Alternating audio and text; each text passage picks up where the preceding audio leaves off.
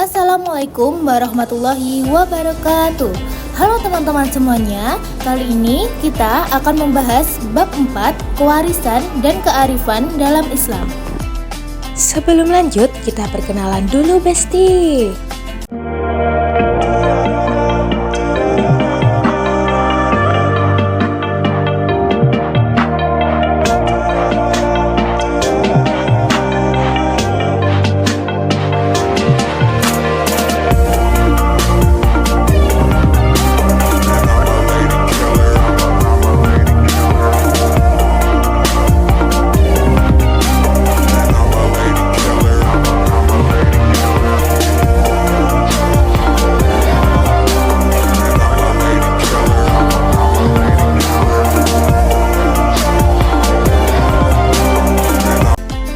Ketentuan kewarisan Islam.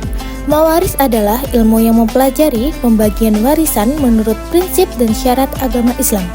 Istilah mawaris berasal dari kata al-miraj yang merujuk pada perpindahan hak kepemilikan. Pada penerapannya, mawaris disebut pula sebagai faraid yang berarti ketentuan atau bagian tertentu. Ilmu mawaris merupakan ilmu yang sangat penting dalam kehidupan manusia, karena tanpa adanya ilmu tersebut akan banyak terjadi perselisihan, pertengkaran, dan hal-hal buruk lainnya di antara manusia.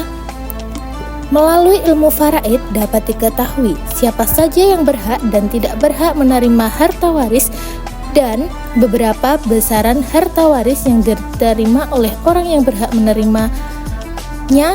Sahabat-sahabat Nabi Muhammad yang ahli dalam ilmu mawaris, di antaranya Zaid bin Sabit, Ali bin Abi Thalib, dan Abdul bin Mas'ud. Berikut ini dalil Al-Quran yang menjelaskan tentang pembagian harta waris. Bismillahirrahmanirrahim. Lirrijali nasibum mimma tarakal walidani wal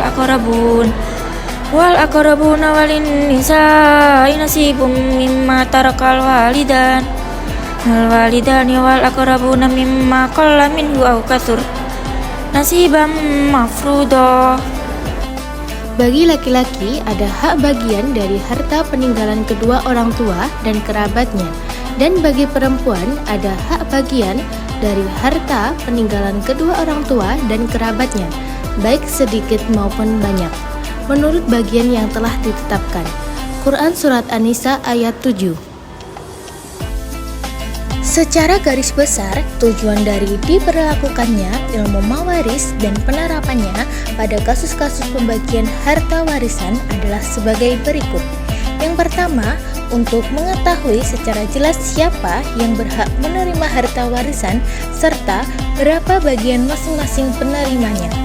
Yang kedua, untuk menentukan pembagian harta warisan secara adil dan benar sehingga tidak terjadi perselisihan di antara ahli waris. Yang ketiga, untuk melaksanakan pembagian harta warisan pada ahli waris yang berhak menerimanya sesuai dengan ketentuan syariat. Hukum mempelajari ilmu mawaris bagi umat Islam adalah fardu kifayah. Maksudnya, apabila di suatu tempat tertentu sudah ada yang mempelajari ilmu mawaris, maka kewajiban tersebut sudah terpenuhi.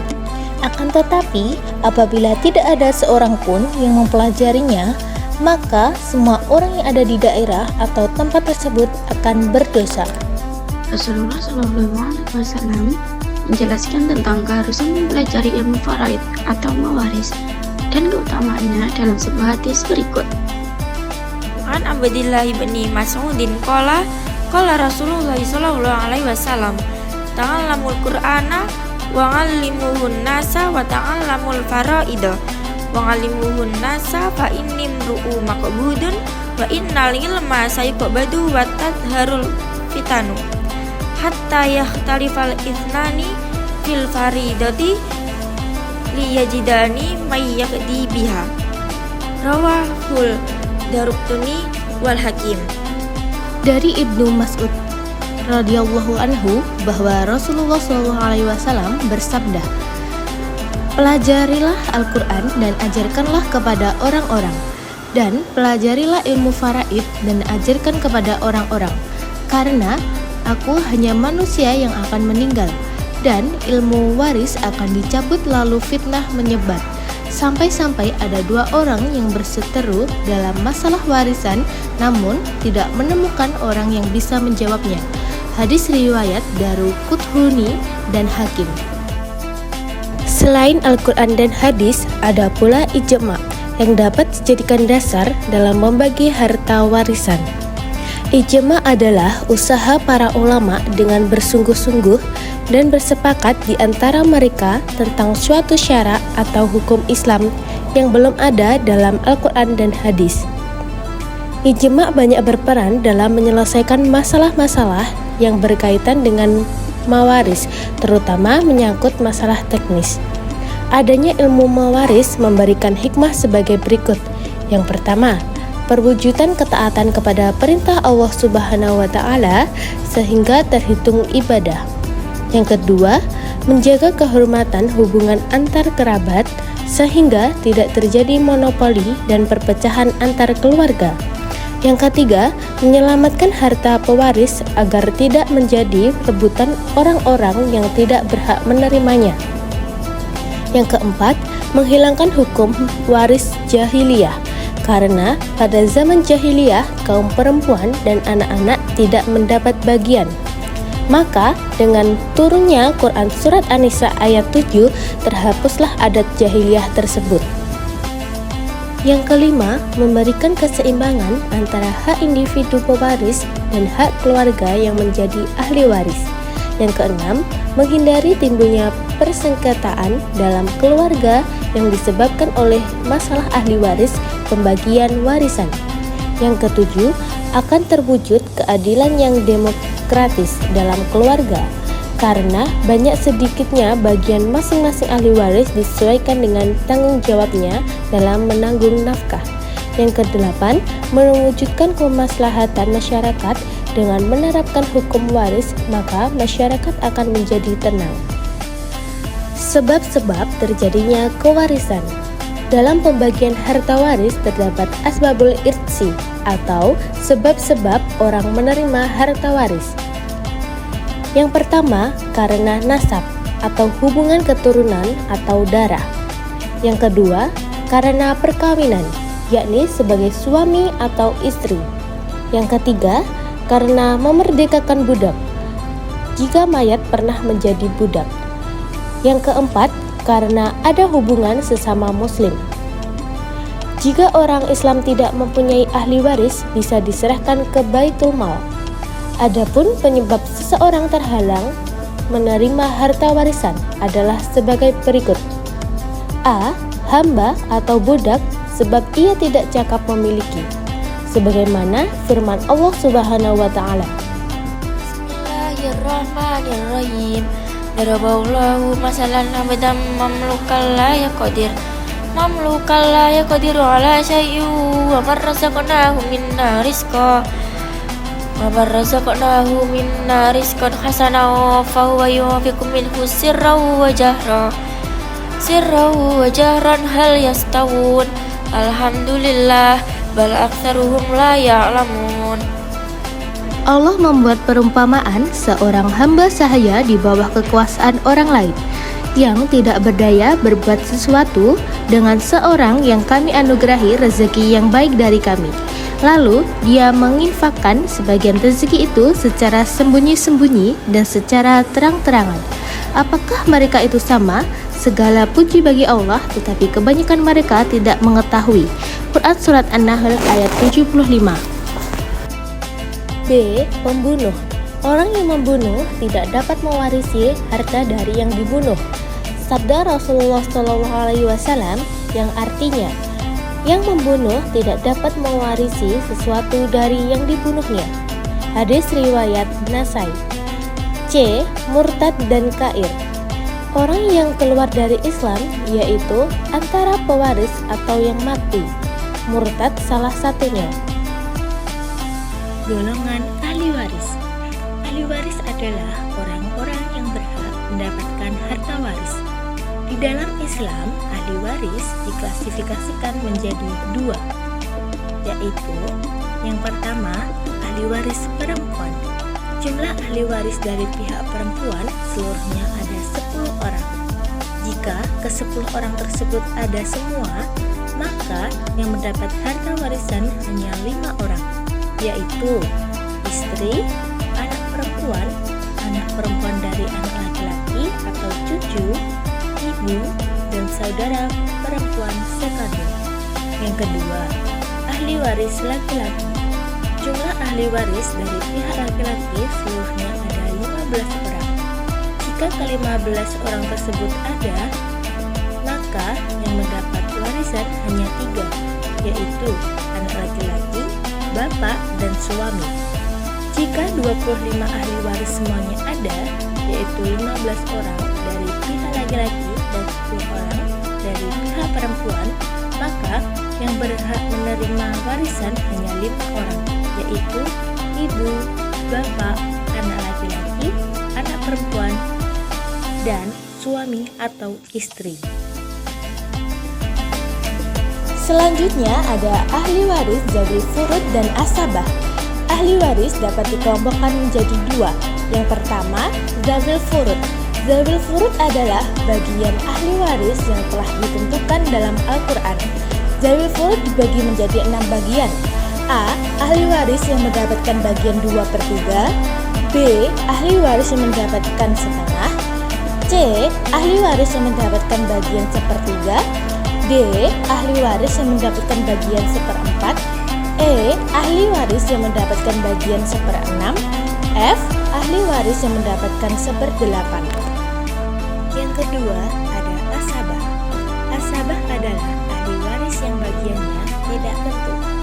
Asabah mempunyai 3 kemungkinan dalam menerima bagian warisan, yaitu A. Menerima seluruh warisan apabila tidak ada zawil furud.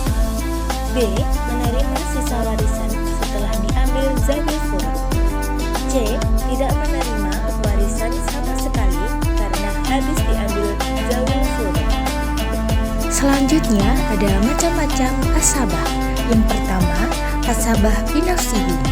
Asabah binafsihi adalah ahli waris yang menjadi asabah secara otomatis, bukan karena ditarik zawil furud. Yang kedua, asabah bigairihi. Asabah bigairihi adalah ahli waris yang menjadi asabah sebab ditarik oleh ahli waris tertentu dari ahli waris binafsihi. Yang ketiga, asabah ma'al gairihi. Asabah ma'al gairihi adalah ahli waris yang menjadi asabah karena bersama-sama ahli waris yang tertentu dari zawil furud. Hijab. Hijab menurut bahasa berarti tabir, dinding atau penghalang. Maksudnya ialah seseorang yang menjadi penghalang atas ahli waris lainnya untuk menerima harta waris. Hijab dibagi menjadi 3 macam, yaitu hijab hirman, yakni tertutup secara mutlak. Misalnya, anak dan cucu sama-sama ahli waris, namun cucu tidak mendapat harta karena ada anak laki-laki. Yang kedua adalah hijab nukson, yakni hijab yang hanya sekedar mengurangi jumlah yang diterima ahli waris, sehingga bagian ahli waris lain itu berkurang dari semestinya. Yang ketiga adalah mahjub, yaitu ahli waris yang terhalang sebab dia lebih jauh hubungannya, contohnya seperti kakek mahjub oleh ayah. Perhitungan warisan. Untuk memudahkan perhitungan dalam pembagian harta warisan, langkah-langkah yang dapat dilakukan adalah sebagai berikut. Yang pertama, dengan menyelesaikan tanggungan pewaris, yaitu biaya pengurusan jenazah, hutang, wasiat, dan zakat. Yang kedua, tentukan orang-orang yang menjadi ahli waris dan kadar ketentuannya, baik zawil furud, asobah, dan maksud, serta beberapa bagian mereka masing-masing. Yang ketiga, mengetahui KPT atau kedekatan risiko tuan terkecil atau AM asal masalah. KPT atau AM dalam harta warisan penting untuk diketahui karena bagian masing-masing ahli waris merupakan bilangan pecahan. Adapun KPT atau AM dalam ilmu faraid hanya ada 7 macam, yaitu 2, 3, 4, 6, 8, 12, dan 24. Yang keempat, hitunglah sesuai dengan kadar ketentuannya yang telah diketahui.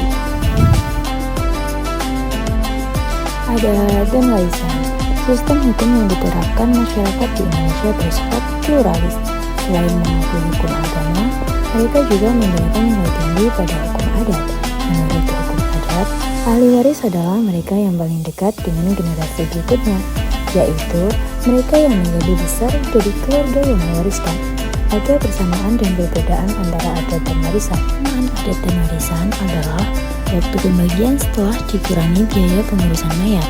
Bagian ahli waris laki-laki 2 kali bagian perempuan. Perbedaan antara adat dan warisan adalah dalam hukum adat dibedakan antara adat yang diperoleh sewaktu hidup dan harta yang diperoleh dari harta orang tuanya. Dalam hukum adat, anak angkat berhak menerima warisan, sedangkan dalam hukum Islam tidak berhak menerima. Walaupun demikian, supaya hukum adat dapat berdampingan dengan hukum kewarisan Islam di Indonesia, dapat diatur di dalam kompilasi hukum Islam bahwa anak angkat dan bapak angkat tidak diberikan warisan. Sebagai gantinya, mereka dapat menerima bagian harta peninggalan dari pihak yang meninggal dengan pola wasiat wajib yang dibatasi maksimal. Penyelesaian sengketa. Solusi penyelesaiannya dilakukan melalui jalur kekeluargaan. Tujuannya adalah untuk mencegah konflik keluarga yang dapat terbuka dan diketahui oleh khalayak umum. Namun, apabila usaha perdamaian tidak berhasil, masing-masing ahli waris berhak mengajukan permohonan penyelesaian sengketa warisan kepada pengadilan agama di wilayah hukum mereka. Dalam Undang-Undang Nomor 7 Tahun 1988, Bab 3, Pasal 49 berbunyi,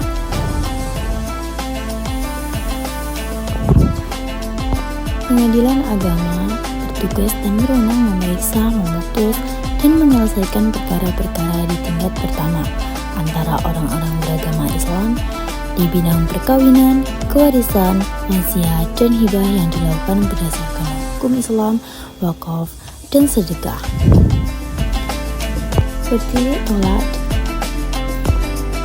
Bertitik tolak dari Undang-Undang Nomor 7 Tahun 1989, maka wewenang pengadilan agama dalam hal warisan ialah menentukan siapa yang menjadi ahli waris, menentukan harta mana saja yang menjadi pewarisan, menentukan bagiannya masing-masing ahli waris, melaksanakan pembagian warisan.